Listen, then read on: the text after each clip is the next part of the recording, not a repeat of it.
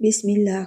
Bismillah har bir ishning muqaddimasi. Assalomu alaykum. Bugun siz bilan Saodat asri kitobini o'qib, Payg'ambarimiz sollallohu alayhi vasallamning tug'ilishidan to vafotigacha bo'lgan hayoti sirlarini o'rganamiz. Video boshidanoq kanalga obuna bo'lishni unutmang. Muallif Ahmad Lutfiya Qozonchi. Saodat asri 2-kitob 35-qism. Bismillahirrohmanirrohim. Mo'minlar endi nima qilib bo'lmasin Madinada yashashni istashar, ammo Makka zodagonlari bunga yo'l qo'ymaslikka tirishar edi. Ayniqsa Avaz va Hazraj qabilasidan musulmon bo'lmagan ba'zi kishilar makkaliklarning do'q-po'pisasi ostida qoldi. Oralaringda qo'shilgan mo'minlarni Madinadan haydab chiqaringlar, aks holda boshlaringga balo kelsa bizdan ko'rmanglar deya qo'rqita boshladi. Qo'shin to'plab Madinaga hujum qilamiz, ana unda hovli quruq baravar yonadi deb xabarlar jo'natishar, tadbirlar bo'lishga chaqirishar edi.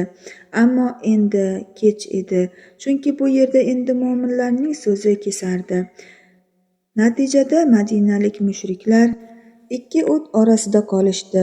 Yurtlariga kelib joylashgan mo'minlarga ham jo'nanglar, borib otalaringni dalasini haydanglar, bu yerda sizlarga nima bor deyishga qurbilari yetmasdi. Makkalik mushriklarga ham qanadah bo'linglar, kim bo'libsizlarki bizga do'q urasizlar deya olmasdilar. Sarvari Anbiyo Hazratlari sallallohu alayhi vasallam necha yillardan beri iymon mash'alasini so'ndirish uchun kurashayotganlarni jim turmasligini bilardi. Bu orada Madinaga tahdid yog'dirayotganlarning xabarini oldilar va shu zahoti mo'minlarni yana bir kuchli holga keltirish istagini oralarida xususiy ma'noda bir qarindoshlik qurishga qaror berdilar. Arablar qarindoshlik bog'lariga, qavmiyat tuyg'ulariga nihoyatda bog'liq bir millat edi. Keyinroq makkalik, madinalik ayirmachiliklar qo'zib musulmonlarni orasi buzilishi mumkin edi. Haqiqatdan ham hozircha chiqqan janjallar aksariyat arzimas uchqunlardan olovlangan, haq yoki nohaqni ayirmasdan ham kim aqrabosini va qavmining tarafini ola boshlar edi. Mo'minlar bir-biriga qarindosh qilinsa, oqibatda go'zal bo'lishi aniq edi. Shu sababli payg'ambarimiz sollallohu alayhi vasallam bir kuni Ummu Sulaymning uyida bir makkalik, bir madinalik qilib muhojir ansor qarindoshligini ta'sis etdilar. Ummu Sulaym arab odatiga ko'ra o'rtaga ichida kofir bo'lgan bir tovoq olib keldi. Bir-birlariga qarindosh qilingan har ikki kishi qo'llarini bu tovoqqa botirib, qarindoshlik ahdini tuzdilar. Bu qarindoshlikning natijasi o'laroq biri vafot etib qolsa, ikkinchisi unga merosxo'r bo'lishi kerak edi. Bir-birlariga har sohada yordamchi bo'lib, moddiy va ma'naviy dastak vazifasini ado etishlari lozim edi. Bu qarindoshlik tufayli makkaliklar anchagina g'ariblikdan qutuladigan bo'ldilar. Eng yaqin qarindoshdan ham yaqinroq bir qarindoshga erishganini bilib, ko'ngillariga rohat topdi. Madinaliklar esa ularning yillar davomida olgan Qur'on ilmidan, din axloqidan foydalanadigan bo'ldilar.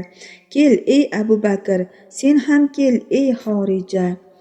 Ikkisi ham keldi, qo'llarini tovoqqa botirdi.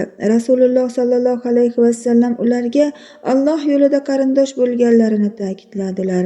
Ikki odam bo'lib kelgan Abu Bakr bilan Xorija endi bu yerdan qarindosh bo'lib qo'lini qo'liga berib chiqishdi. Kel ey Hattob o'g'li Umar va ey Itbon ibn Molik, sen ham kel. Ular ham qarindosh qilindi. Hammani ayricha shirin bir hayajon qoplagan edi. Bir ozdan so'ng Rasululloh sollallohu alayhi vasallam taraflaridan kim bilan qarindosh qilinish hayajonini ana shunday davom etgan marosim nihoyasida Usmon ibn Affon, Avf ibn Sobit, Talha ibn Ubaydulloh, Kab ibn Molik bilan, Musayb ibn Umayr, Abu Ayyub al-Ansori bilan, Abdurrahmon ibn Avf, Sad ibn Robiya bilan, Abu Ubayda ibn Jarroh, Sad ibn Muoz bilan, Ammor ibn Yosir, Sobit ibn Qayslar qo'l-qo'liga berib ayrildilar. Har muhojirga bir ansor qarindosh bo'lgan edi. Shu orada bir mahzun ovoz eshitildi: "Yo Rasululloh, menga bir qarindosh bermadingiz?" Do'stlaridan parchasiga qo'lidan tutadigan bir qarindosh berilgan edi. Nega unga berilmasin? Nabiy akram sallallohu alayhi vasallam Janobimiz tabassum qilib uning o'z qo'llarini uzatdilar. "Seni qarindoshing men bo'lay, ey Ali", dedilar. Eng oxiriga qolganiga eng buyuk qardosh nasib etgan, sabr evaziga holva qozongan edi. Bunday qutlug' bir marosim uyida bo'lganidan ayniqsa Ummu Sulaym nihoyatda mamnun edi. Bu bir oddiy hodisa emas axir. Bunday muhim bir ish uchun Rasuli Kibriyo sallallohu alayhi vasallam uning uyini tanlashlari Ummu Sulaym oilasiga hurmatlaridan va muhabbatlaridandir. Bu hodisa Alloh taoloning unga bir ikromi bo'ldi. Sa'd ibn Robiy yangi topgan qarindoshi Abdurahmon ibn Avfni qo'lidan tutib uyiga boshlab keldi. "Ey qarindoshim, mana uyim. Darhol ikkiga bo'lamiz. Yarmi seniki bo'ladi. 2 xotinim bor. Biroq qaysisini yoqtirsang taloq qilaman, nikohingga olasan", dedi Sa'd. Abdurahmon tabassum bilan: "Moling ham, oilang ham o'zingga muborak bo'lsin, birodarim. Sen menga bozorni ko'rsatib qo'ysang bo'ldi", dedi. Birgalikda Qaynuqo bozoriga bordilar. Abdurahmon bir oz yurib oldi-sotdi uchun olomon ichiga kirib ketdi. Oqshom mehmon bo'lib qoladigan uyga o'sha kuni topgan foydasidan bir miqdor yog' va qatiq olib qaytdi. Shu kundan e'tiboran Rasululloh sallallohu alayhi vasallam huzurlaridan chiqdi deguncha bozorga yo'l olar, savdo-sotiq bilan mashg'ul bo'lib, qarindoshi Sa'd ibn Robiy oilasiga yuk bo'lmaslikka harakat qilar edi. Muhojir va ansor o'rtasida qurilgan qarindoshlik et bilan tirnoq, ko'z oqi bilan qorachig'i orasidagi bog'liqlik darajasida quvvatli bo'lgan edi. Bunday holatdagi muhojirlarni madinaliklardan ayira oladi. "Boring, ishlaringizni qiling. Yasrib sizni otangizdan qolgan dalami?" deyishga kimning haddi sig'adi? Endi Makka mushriklarini tahdidlaridan biron foyda chiqishi haqida so'z ham bo'lishi mumkin emas edi.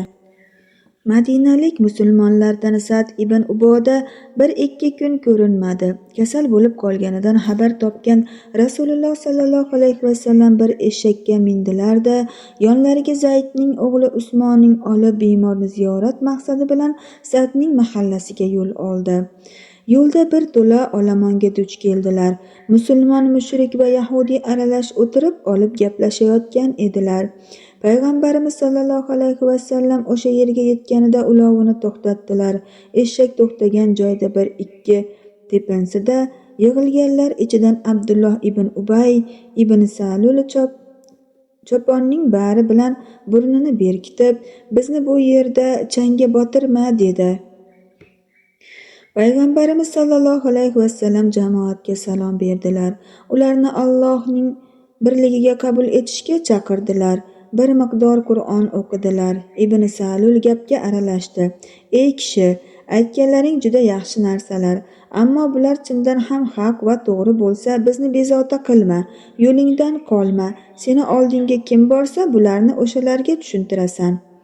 Musulmonlardan Abdulloh ibn Ravha uning so'zlarini bo'ldi: "Ey Allohning payg'ambari, siz biz o'tirgan joyga marhamat qiling. Biz sizning suhbatingizni va Qur'on o'qishingizni yoqtiramiz. Bizni orzuimiz shudir", dedi. O'ng-so'ldan quvvatlovchi turli ovozlar eshitildi. Bu ahvolda o'rtaga bir janjal chiqishi turgan gap edi. Nabiy akram sallallohu alayhi vasallam oraga kirib, olomonni tinchlantirishga urindilar. Nihoyat ovozlar jim bo'ldi va payg'ambarimiz u yerdan ketdilar. Sa'd ibn Uboda yotoqda ekan, Rasululloh sallallohu alayhi vasallam kelganlarning xabari berilgan zahoti ichini bir sevinch qopladi. Ta'rif etilmas tuyg'ular uning ruhini o'radi. Kelgan aziz mehmon unga shifolar tiladilar. Suhbat asnosida yo'lda bo'lgan hadisni anglatdilar.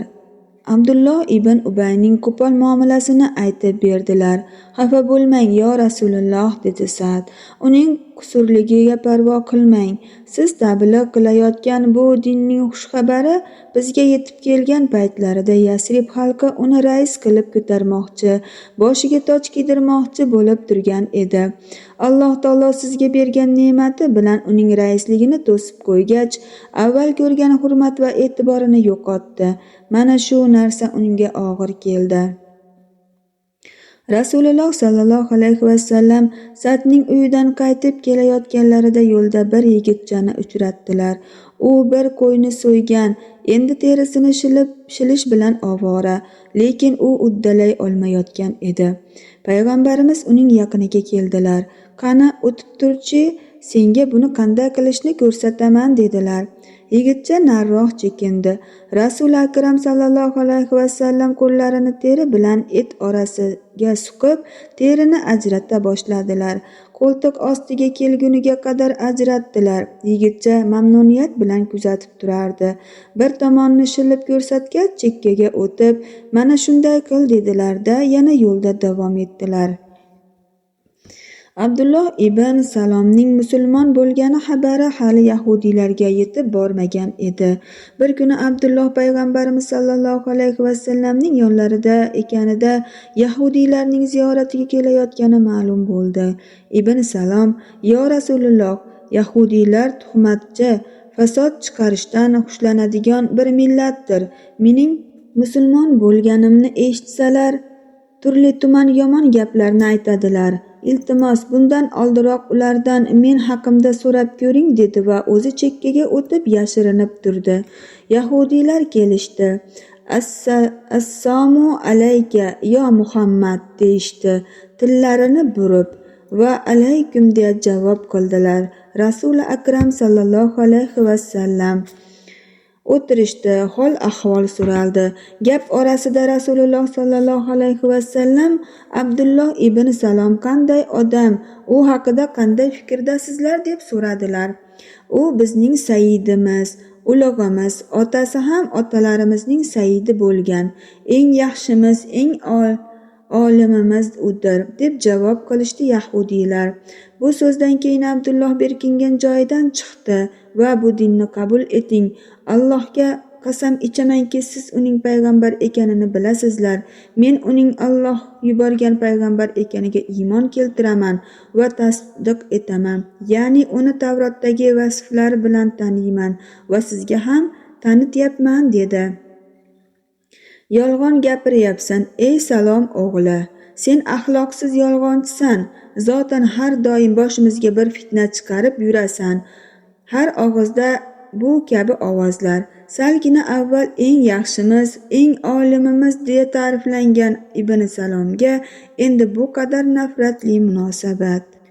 Abdullohning gapi to'g'ri chiqdi. Qanday qavm ekanlarini qisqa vaqt ichida o'zlari isbotlab berishdi.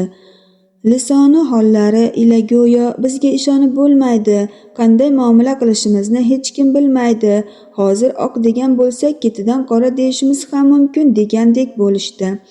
Abdullohni sayyidimiz deganlar go'yo ular emas, Rasululloh sallallohu alayhi vasallamning huzurlariga iymon keltirish uchun kelishmagan edi. Darhaqiqat, iymon keltirmasdan ketishdi. Bir kuni kechasi Madinada qattiq shovqin-suron bo'lib qoldi. Odamlar cho'chib uyqudan uyg'onishdi.